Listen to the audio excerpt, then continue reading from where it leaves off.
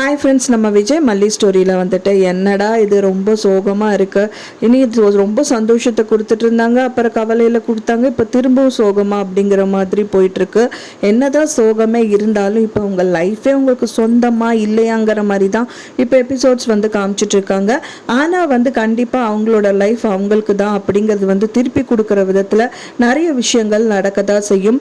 So அதுக்கு காரணமாக இருக்கிறவங்க வந்து யாருன்னு பார்த்தீங்கன்னா நம்ம மனோகர் அண்ட் தென் அன்னபூர்ணியமாக தான் இருப்பாங்க அப்படின்னு தான் எதிர்பார்க்கப்படுது.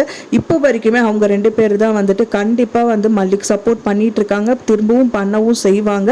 அவங்க வாழ்க்கையை அவங்களுக்கு திரும்ப கொடுக்கவும் வந்துட்டு அவங்க நிறைய போராடுவாங்க அப்படின்னு தான் எதிர்பார்க்கப்படுது. ஏன்னா ஒரு அம்மாவாக வந்துட்டு அன்னபூர்ணி அம்மா கிட்ட தான் மல்லி வந்துட்டு அவங்க விஷயங்கள் எல்லாமே சொல்லி அழுகுறாங்க. அவங்க தான் என்ன பிள்ளை அவர் தான் வந்து அப்படி சொல்கிறாருல்ல, உன்னை எந்த விதத்துலையும் விட்டுட்டு போக மாட்டாருன்னு தானே சொல்கிறாரு. அப்படின்னா விட்டுட்டு போக மாட்டாருன்னு சொன்னாரே தவிர என்ன கூட்டிகிட்டு போவாருன்னு சொல்லவே இல்லை பெரியம்மா அப்படிங்கிற மாதிரி சொல்கிறாங்க. உண்மை அதுதான். அவர் வந்து என்ன சொல்கிறாருன்னா, அவர் வந்து ரேணுகாவை இங்கேருந்து கூட்டிகிட்டு போயிடுறேன்னு சொன்னவொடனே மல்லியை விட்டுட்டு போயிடுவாருன்னு அவங்க ஃபீல் பண்ணாங்க. அப்புறமா ஃபைனலாக அன்னபூர்ணி அம்மா கேட்டதுக்கு எந்த விதத்துலையும் மல்லியை நான் விட்டு கொடுக்க மாட்டேன், மல்லி என் கூட தான் இருப்பாங்கிற மாதிரி அவர் சொல்கிறாரு. என்னதான் அவங்க சொன்னாலும் ரியல் ஒய்ஃப் வந்து பார்த்தீங்க அப்படின்னா அவங்களுக்கு வந்து புத்தி சுவாதனம் இருக்கிறதுனால இப்படி இருக்காங்க. அவங்களுக்கு இது தெளிவாயிடுச்சு அப்படின்னா எந்த ஒய்ஃப்னாலும் வந்துட்டு ஃபஸ்ட்டு ஒய்ஃபை விட்டுட்டு இன்னொருத்தையை வந்துட்டு அவங்க யாருமே ஏற்றுக்க மாட்டாங்க. ஸோ அதை தான் அவங்க வந்து ப்ராக்டிக்கலாக வந்து சொல்கிறாங்க.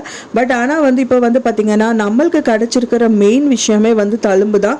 ஏன்னா வந்து அந்த தழும்பு விஷயமா வந்து பார்த்திங்கன்னா மனோகருக்கு தான் இது விஷயம் எல்லாமே தெரிஞ்சிருக்கு. அவங்க வந்து விஜய் வந்து இப்போ இருக்கிற நிலமையில எதுவுமே யோசிக்கக்கூட முடியாத நிலமையில இருக்கிறதுனால மனோகருக்கு அந்த தழும்பு விஷயம் நல்லாவே தெரிஞ்சிருக்கு. ஏன்னா அவர் எப்படி யோசிக்கிறாரு அப்படின்னா அவரோட தங்கச்சி லைஃப், அதாவது மல்லியோட லைஃப் வந்து நல்லபடியாக இருக்கணும், விஜய்கிட்டே திருப்பி கொடுக்கணும், நிறைய கோணங்களை யோசிச்சனால தான் இப்போ அவரோட மனசில் வந்து தழும்பு வந்து ஏற்பட்டிருக்கு. தழும்பு வந்து பார்த்திங்கன்னா அந்த ரேணுகாவோட கையில் இருக்கிற தழும்பு எங்கே போச்சு அப்படின்னு சொல்லிட்டு ஆராயர் வந்து ஆராய்ச்சி வந்து பண்ணிட்டு இருக்காரு. கண்டிப்பாக அது அன்னபூர்ணி அம்மா காதில் வந்து கண்டிப்பாக சொல்வார்.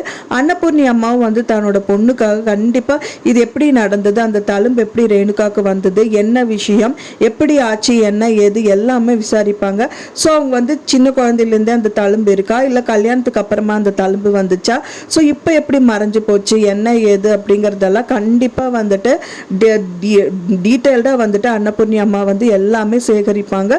ஃபைனலாக அது ரேணுகா இல்லை அப்படின்னு கண்டிப்பாக ப்ரூவ் பண்ணுவாங்க. ஸோ அவங்களோட பொண்ணோட லைஃப்பை அவங்ககிட்டே கையில் திருப்பி கொடுத்துருவாங்க அப்படின்னு தான் எதிர்பார்க்கப்படுது. ஸோ அதுக்காகத்தான் நானும் வெயிட் பண்ணுறேன். ஃப்ரெண்ட்ஸ், நீங்கள் என்ன நினைக்கிறீங்க அப்படின்னு சொல்லிட்டு உங்களோட கருத்துக்களை மறக்காமல் எனக்கு கமெண்ட்டில் ஷேர் பண்ணுங்கள். நான் சொன்ன இந்த தகவல் உங்களுக்கு பிடிச்சிருந்தா மறக்காமல் லைக் பண்ணுங்கள், ஷேர் பண்ணுங்கள், கமெண்ட் பண்ணுங்கள், சப்ஸ்கிரைப் பண்ணுங்கள். மேலும் இன்னொரு மல்லி சீரியல் அப்டேட்டோட நெக்ஸ்ட் மீட் பண்ணுறேன். தேங்க்ஸ் ஃபார் வாட்சிங் மை டியர் ஃப்ரெண்ட்ஸ். நெக்ஸ்ட் வீடியோவில் பார்க்கலாம்.